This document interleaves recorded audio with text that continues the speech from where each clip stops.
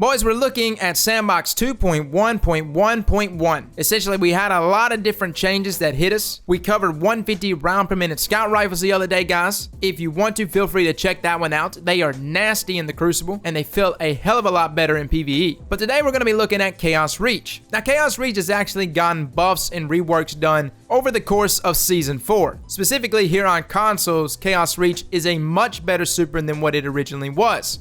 Now here recently, Chaos Reach also got a rework. Bungie stated in their sandbox details that they tuned Chaos Reach deactivation costs so that it consistently retains super energy from deactivating early. Now I really want to get into the text right here real quick. Previously, Chaos Reach allowed players to save super energy when deactivating the super early by charging a flat super energy cost upon deactivation. They said 65%. This meant that in order to save super energy, you would have to deactivate within the first second or so of the super's duration, which is no bueno. They didn't go on to say that with this change, Chaos Reach deactivation will now always save you some super energy. Deactivating the super is no longer a flat energy cost, but rather now works on a curve. The intention is to reward players for skillfully timing their deactivation, meaning, boys, that there is a sweet spot on when you would want to actually deactivate your super. So we went into a public event, I loaded into this and just started shooting my super off. Now as we see here from the first clip, I just wanted to show me burning through my entire super. I don't even know if I deactivated. I might have deactivated it at the very end. The next sequence though,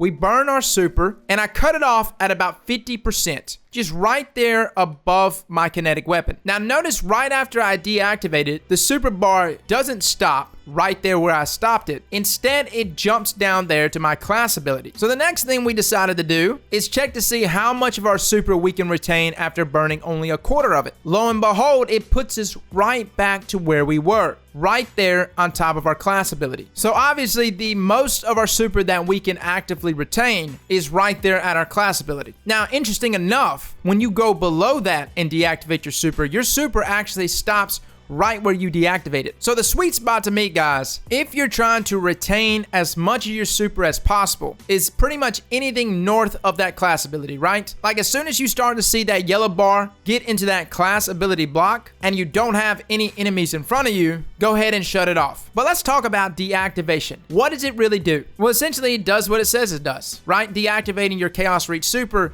trims off a pretty substantial amount of time. On top of that, if you're combining this with things like super mods, you're really starting to cut into that cooldown. Now, what makes my setup even nastier is I've got Geomax, which allows us to top ourselves off once reaching about 85% of our super. So needless to say, the amount of super that I'm actually having to regenerate is almost 50%. I've almost cut my super in half because as you see, that class ability, that's about a third, right? So about 33%. And with Geomax essentially eliminating that final 15%, there's really only an area of about 52% there that I actually have to regenerate. So let's do some math here. If you were gonna go with the most ideal loadout here with Geomax, and you were rocking something like 5 super mods, your cooldown for your super without getting any kills is 3 minutes and 34 seconds. But say we're only actually having to regenerate 50% of our super once we actually initially get a super. After everything is all said and done, with that cooldown and Geomax, you essentially will be getting your super back every minute and 47 seconds without any kills. That's just base cooldown.